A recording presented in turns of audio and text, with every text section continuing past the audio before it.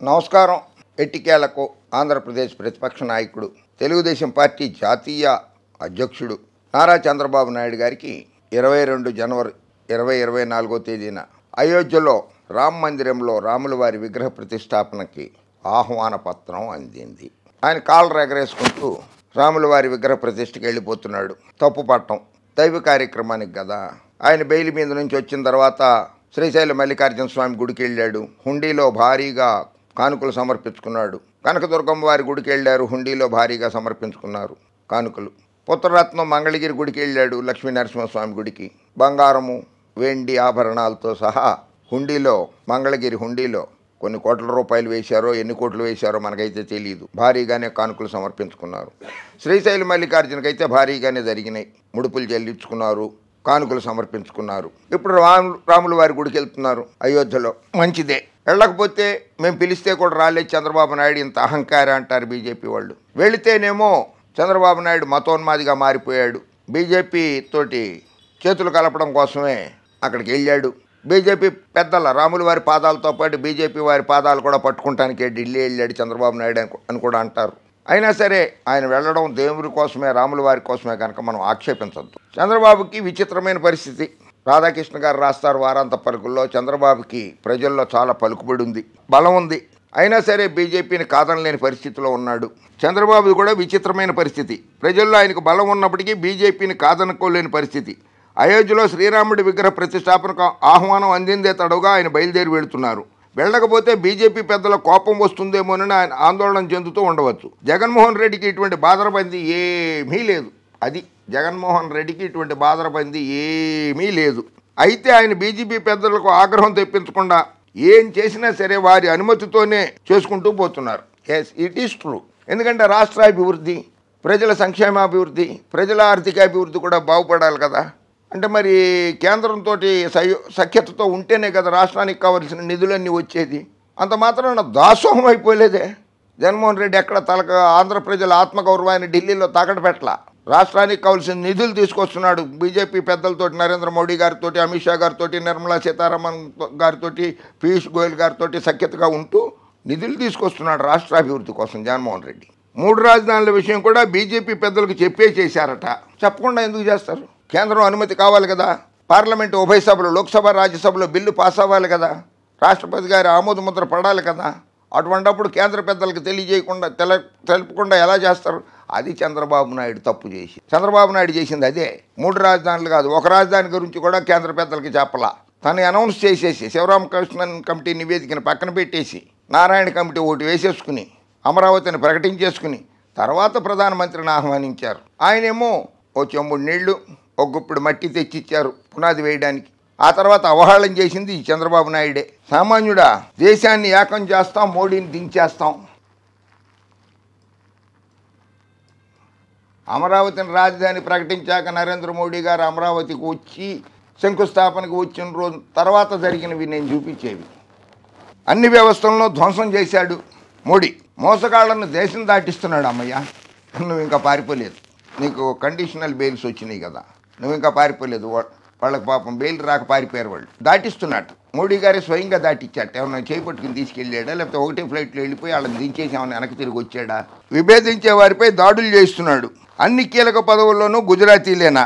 దేశంలో ఉన్న అన్ని కీలక పదవుల్లోనూ గుజరాతీ వాళ్లే ఉన్నారు.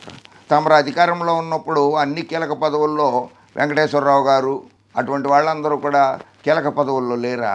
నీ సామాజిక వర్గం వాళ్ళు కీలక పదవుల్లో లేరా? అధికార మతంతో ఉన్నప్పుడు ఇటువంటి మాటలు మాట్లాడతారు. కలిసి పనిచేద్దాం మాయావతి దీదీతోటి, మాయావతి బెహెంజీతోటి. దేశాన్ని ఏకం చేస్తాం, మోడీని దించేస్తాం. మోడీని కలవను, మోడీ హటావు దేశ బచావు, మోడీ గుండెల్లో రైళ్లు పరిగెత్తిస్తా అంటూ ప్రగల్భాలు పలికిన నారా చంద్రబాబు నాయుడు ఎలా దండాలు పెడుతున్నాడో ఒకసారి చూడండి.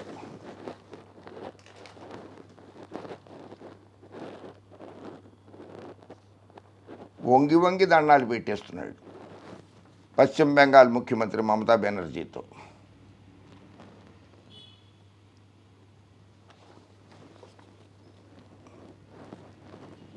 కలకత్తా సభలో మోదీ హటావో, 27 మంది ప్రతిపక్ష నాయకుల్ని ఏకం చేసి మోడీని దించేస్తానన్నాడు చంద్రబాబు నాయుడు. మోదీ సర్కార్కి కాలం చెల్లిందన్నాడు. ఈవీఎంలపై పోరు చేస్తానన్నాడు. రాఫెల్లో యుద్ధ విమానాలలో 1000 కోట్ల అవినీతి జరిగింది, మోడీ గారు అవినీతి చేశాడు అన్నాడు. ఆ సొమ్ములతోటే ఎన్నికలకి బీజేపీ వెళుతోందన్నాడు. ఒక మాజీ ప్రధాని, 4 సీఎంలు, 6 మాజీ సీఎంలు, కేంద్ర మాజీ మంత్రులు రాక. సోనియా, రాహుల్ తరఫున ఖర్గే, అభిషేక్ మను సింఘ్వి హాజరు. ఉమ్మడి పోరాటానికి సంకల్పం, విజయంపై ధీమా. విపక్ష నేతలతో కలకత్తాలో సభలో వేదిక మీద చంద్రబాబు నాయుడు గారు.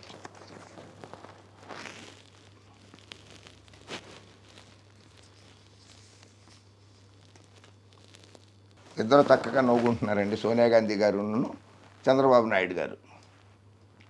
ఇది మోడీ గారిని దించేయడానికి చేతులు కలిపారే, ఇట్లా ఇట్లా ఇట్లా చేతులు కలిపారు కదా మోడీ గారిని దించేయడానికి. ఆ రోజు నాడు మోడీ గారిని దించేయడానికి సమాలోచనలు జరిపినటువంటి అరవింద్ కేజ్రీవాల్తో సమాలోచనలు జరిపాడు ఈయన చంద్రబాబు నాయుడు గారు. ఢిల్లీలో ధర్మ పోరాట దీక్ష అని చెప్పి చేశాడు చంద్రబాబు నాయుడు గారు. Andhra Pradesh CM Chandrababu Naidu begins hunger strike against central government in New Delhi. కేంద్ర ప్రభుత్వంతో కొట్లాట పెట్టుకుని నరేంద్ర మోడీ గారిని దించేస్తానన్నాడే, గుండెల్లో రైలు పరిగెత్తిస్తానన్నాడు. ఢిల్లీలో నిరాహార దీక్ష.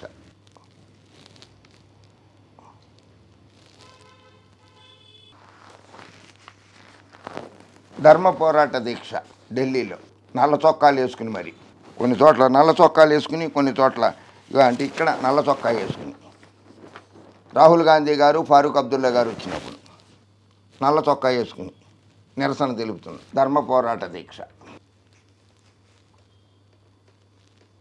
కేంద్ర హోంమంత్రి, బీజేపీ పార్టీ అగ్రనాయకుడు అమిత్ షా గారు చంద్రబాబు నాయుడు గారి సొంత జిల్లా తిరుపతి వెంకటేశ్వర స్వామిని తిరుమలకి వెళ్ళి దర్శనం చేసుకుని వస్తే ఆయన కారు మీద రాళ్ళు వేయించి ధ్వంసం చేశారు ఆ కారుని.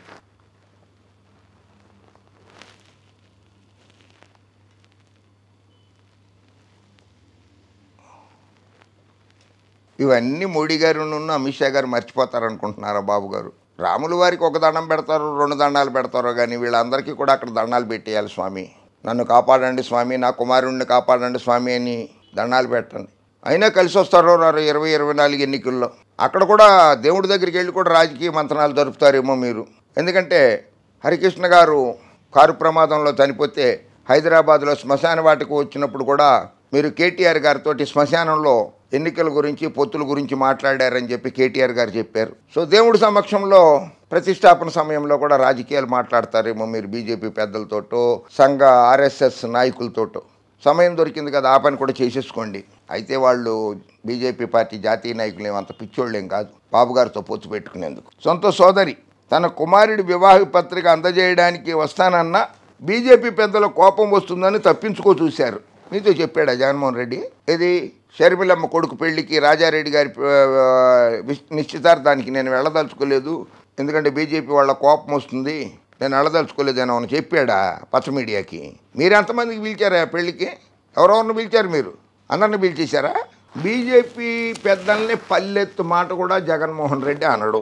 ఇంత బలహీనమైన ముఖ్యమంత్రి జగన్మోహన్ రెడ్డి. ఎవరు బలహీనమైన ముఖ్యమంత్రో, ఎవరు బలమైన ముఖ్యమంత్రో దేశ ప్రజలకు తెలుసు. 151 సీట్లతో ఉన్నాడు కనుక బలమైన ముఖ్యమంత్రి ఆయన, బలహీనమైన ముఖ్యమంత్రి కాదు. చంద్రబాబు నాయుడు బలహీనమైన ముఖ్యమంత్రి కాబట్టే వైఎస్ఆర్ కాంగ్రెస్ పార్టీ జగన్మోహన్ రెడ్డి గారి పార్టీ నుంచి గెలిచిన 23 మంది శాసనసభ్యుల్ని, 3 లోక్సభ సభ్యుల్ని తీసేసుకున్నాడు ఆయన. బలహీనుడు కనుక చంద్రబాబు నాయుడు.